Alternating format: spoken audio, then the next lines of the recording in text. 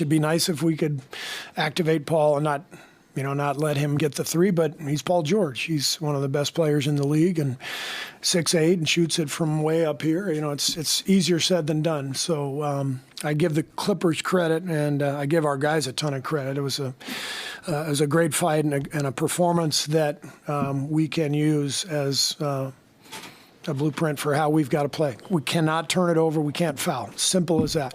We do that like we did tonight, we're going to be in great shape. I noticed you also left the young guys. I'm sorry? I noticed you also left the younger guys in there at the end, like showing trust in Brandon and Moses a lot towards the end there. Was that important for you to do for those two guys? I didn't do it for them. I did it for me. Yeah.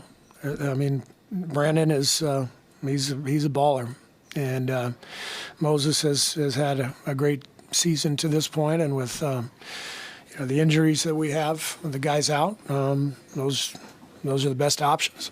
What was the kind of design for the last shot? Was it just Steph, go one-on-one? Yeah.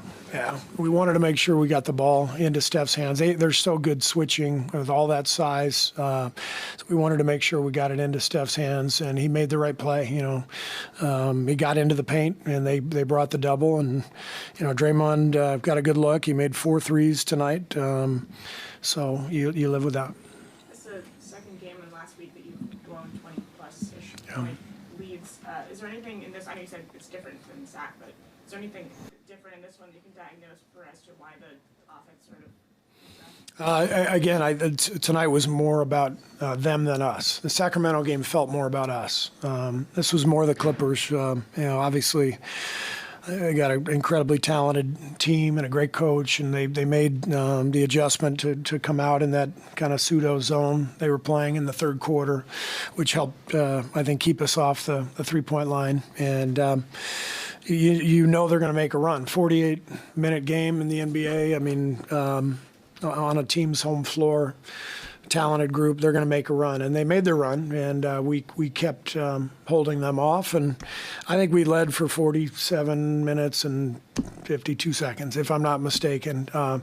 It, like I said, felt like we deserved this one, but it's the way it goes. But I'm really hopeful that our team feels what has to happen for us to be good, and tonight was a good example of that. So.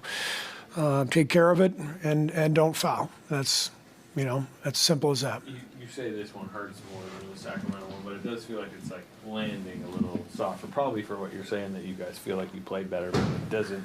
I don't know. At least outside looking in, it seems like this isn't stinging. It's just it's way easier to accept a loss as a coach and as a team when you don't feel like you handed them the game. The Sacramento game, we handed them the game. We just threw them the ball, and we fouled. They shot 42 free. I mean, and they, don't get me wrong, they deserve credit. They put pressure on us, but this is different. It's different. Our guys were poised, stuck together. Every guy who came off the bench had great energy. You see Clay and Draymond playing the way they're playing, and we were connected tonight, and that's what I expect going forward. Whatever we have, 60-plus games left. I expect our guys to be connected and energized and taking care of the ball and not fouling. Simple as that. They do that, then we're going to be a really good team. I think Russ might have hit a piece of it, which is why I felt a little short, but it felt good. How good does the shot feel right now? I think you're near 50% from three. It feels great. Just trying to shoot it with confidence, shoot the ones that's there, not overthink it. But I put a lot of work in on my shot, so I think the main thing for me is just going into it and shooting it when it's there, taking the shot. Being a basketball player, I think has been my main focus, taking what the defense gives me and just playing off of that. How does this loss feel compared to the Sacramento loss?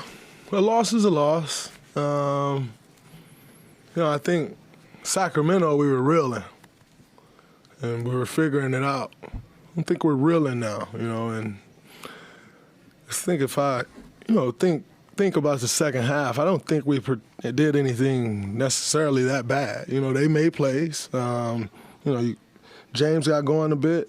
Kawhi got going a bit, PG got going a bit, and they made plays, So I think if we want to nitpick at something, we could have did a better job defending without fouling in the third quarter. We did a great job in the first half defending without fouling, which allowed our offense to go, which allowed us to play freely. In the third quarter, we stopped the game a little bit. And, not only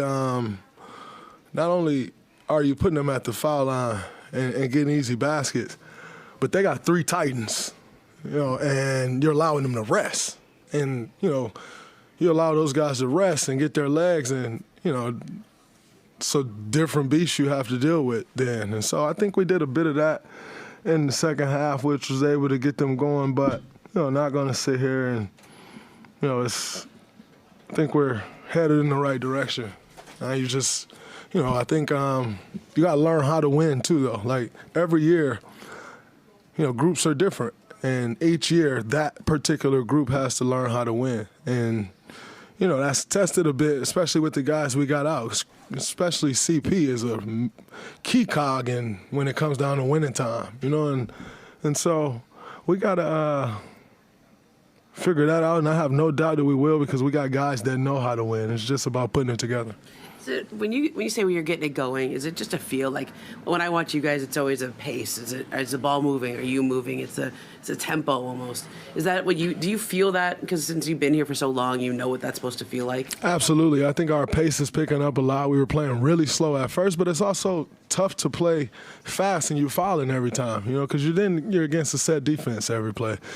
And so I think, our pace is getting better, which you start to see guys free up a bit. Clay's getting going, and I think that is in large part due to our pace. It's tough when you're trying to get going and you're against a set defense every play.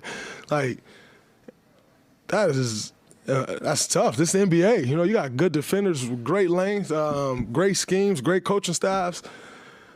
When you can get out in transition and get some easy ones, then it changes everything. Then the rims look a little bigger. Your confidence grows and everything changes. And so I think, getting our pace to where we need to get it to is starting to turn that corner. And then I've been out. Let's face it. I missed, 7 games? 9 if you count the 2 ejections. I push our pace. That's one of my roles. And so I can raise my hand and say that's all my fault, that our pace isn't where it needs to be.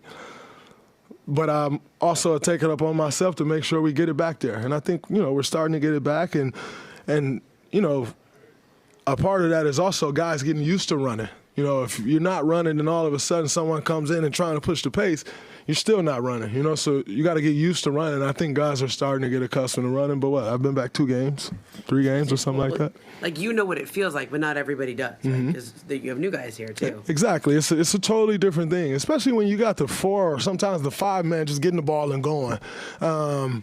You got to figure out where you're going on the floor because now you got 5 out, possibly. Sometimes that may require a guy to slide to the dunker, a guy who may not be accustomed to going to the dunker. And so it's not just like bat out of hell, everybody run and you just figure it out. You still want to get the lanes. And so we're figuring all of those things out.